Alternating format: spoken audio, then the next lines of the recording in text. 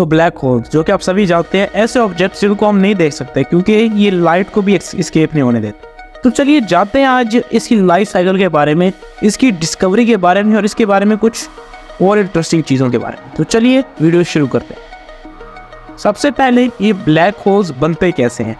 पहले तो हमें देखना पड़ेगा कि एक स्टार जो है वो ब्लैक होल में कैसे ट्रांसफॉर्म होता है। अगर हम लाइफ साइकिल की शुरू में देखें, जब कोई स्टार बॉर्न होता है और उसका मैस अगर देखा जाए, अगर उसका मैस 8 से 10 टाइम्स है हमारे सन के मैस जितना, यानी 8 से 10 टाइम्स ज़्यादा है सन से, तो फिर चांस बनता है कि वो एक ब्लैक होल जाके बनेगा। लेकिन ये 100% श्योर नहीं है कि अगर इतना मैस होगा तो जो स्टार है वो एक्चुअली ब्लैक होल में ट्रांसफॉर्म होगा।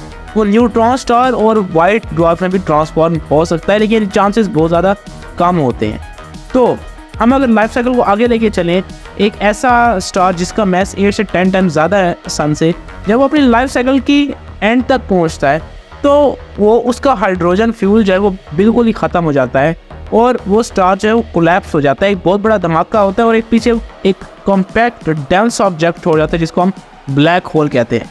और ये ब्लैक होल बनता क्यों है, क्योंकि अगर मैंने मैस की जो रिक्वायरमेंट्स है वो पूरी हो जाती है तो जो धमाका होता है, जो सुपरनोवा होता है, वो इतना ज़्यादा प्रेशर एक्सर्ट करता है कि जो पीछे पार्टिकल्स बच जाते हैं वो इतना कॉम्पैक्ट और डेंस ऑब्जेक्ट बनाते हैं कि उससे जो है वो लाइट भी नहीं इस्केप कर सकती। अब ये जो ब्लैक होल्स हैं इनको हम स्टेलर मैस ब्लैक होल्स कहते हैं, यानी कि इनको आप कह सकते हैं एक नॉर्मल ब्लैक होल होता है जिसका मैस हमारे सन से कुछ गुना ही ज़्यादा होता है, ज़्यादा नहीं होता। लेकिन अगर हम मैसिव ब्लैक होल्स की बात करें तो वो तब बनते हैं कि जो स्टार है उसका जो बर्थ मैस है, यानी उस वक्त जब वो पैदा हुआ था, जब वो बॉर्न हुआ था, उस वक्त उसका मैस कितना था, उसको हम बर्थ मैस कहते हैं। अगर उसका बर्थ मैस 100 से 10,000 टाइम्स ज़्यादा है अर्थ से, सन से, तो फिर जाके वो एक मैसिव ब्लैक होल बनता है। फिर इसकी एक और टाइप आती है और वो है सुपर मैसिव ब्लैक होल्स, कि अगर किसी स्टार का बर्थ मैस मिलियंस ऑफ टाइम्स जो है वो ज़्यादा हो हमारे सन के मैस से, तो फिर जाके वो एक सुपर मैसिव ब्लैक होल बनता है। और उसका एक कॉमन सी एग्जांपल है वो ब्लैक होल जो कि हमारी मिल्की वे गैलेक्सी के अंदर पाया जाता है। और इसको हम एक्चुअली नहीं देख सकते, इसकी सिर्फ प्रेडिक्शन हमें यहाँ से इसका इसलिए पता चलता है क्योंकि इसके इर्द गिर्द एक स्टार की लाइट जो है वो हमें ऑर्बिट करते हुए दिख रही है और यहाँ से साइंटिस्ट अंदाज़ा लगाते हैं कि यहाँ पर कोई ब्लैक होल है। अब बात करते हैं हम ब्लैक होल्स की डिस्कवरी के बारे में। जो ब्लैक होल्स की डिस्कवरी है वो एक्चुअली आइंस्टाइन की जो थीरीज है, उनके जो इक्वेशंस है, उनकी एक डायरेक्ट सॉल्यूशन पेश करती हैं।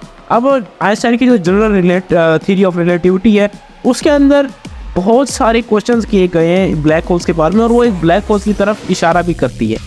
अब एक्चुअली पहली दफ़ा जो आप कह सकते हैं प्रॉपर डिस्कवरी हुई थी वो 1915 में हुई थी, जब एक ख़ास किस्म की थ्योरी पेश की गई थी। लेकिन यानी कि उस वक्त उन साइंटिस्ट को 100% यकीन नहीं था और वो थ्योरी ये थी कि एक ऑब्जेक्ट जिसको ब्लैक होल का नाम दे सकते हैं, एक ऐसी चीज़ होती है जो कि एक एक्सट्रीम जो है वो पंक्चर बना देती है स्पेस और टाइम के कॉम्बिनेशन में, यानी स्पेस के अंदर एक एक्सट्रीम किस्म का पंक्चर बना देती है।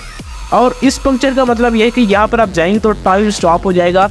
और एक और पंक्चर इस तरह ये भी है कि इसका जो डेंसिटी है वो एक्चुअली इनफिनिट है और इसका मैस नियर टू जो है वो मतलब है कि इसका जो समझे जो वॉल्यूम है वो आप कह सकते हैं ऑलमोस्ट 0 है, यानी कि ये भी एक्सट्रीम पंक्चर की एग्जाम्पल है।